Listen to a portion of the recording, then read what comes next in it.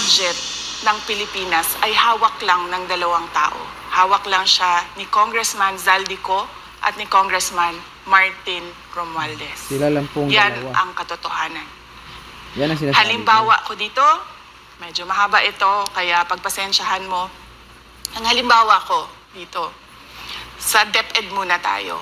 Sa Department of Education, noong taong 2023, merong 5 billion na inapprove para sa classroom construction. 5.9. Nagulat ako kasi merong mga lumapit na miyembro ng House na humihingi. Hinihingi nila yung 5 billion, parte ng 5 billion na budget.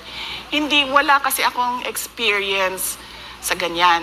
At saka ang pagkakaintindi ko, pag in-approve na yan ng Office of the President, ibibigay na yan, pagdediretso na yon sa approval at trabaho ng Department of Education sa construction ng mga classroom. Nagulat ako, may humingi. Magkano ba ang amin dyan? Magkano ba ang amin dyan? So sinabi ko, hindi pwede ito. Kasi Para kang nanalo ng luto, manghingi. Magkano sa akin dyan? Ano yon?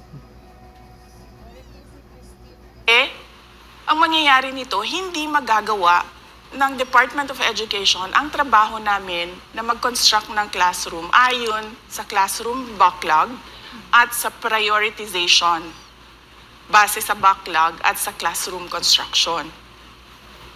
So sinabihan ko yung isang congressman, sabihan ninyo si Martin Romualdez na hindi pwede chap-chapin ang classroom construction na 5 billion. Tama. Kaya kung makikita ninyo sa budget proposal na approved ng Office of the President, 5 billion yon. 5 billion. Pero nung lumabas yung GAA o yung budget approved noong 2023, naging 15 billion siya. Lo. Dahil hindi nga ako pumayag na kunin yung 5 billion, dinagdagan nila ng 10 billion yung classroom construction. Dinagdagan ng 10 billion para may makurakot sila. 5 ang inapprove ang sub-office of the Vice President. Tapos dahil hindi binigyan, nagdagdag ng 10 billion para sa kanila. Pwede pala yun. Bah, harap-harapan pa lang nung rakot to si Romualdez ng Department of Education. Yung 10 billion na yon hindi kontrolado Naku. ng Department of Education. Controlled yon ni Tamba. Congressman Zaldico at Congressman Martin Romualdez. Sabi ko na nga ba, tama. Hindi ko na kailangan ng corroborative witness dito.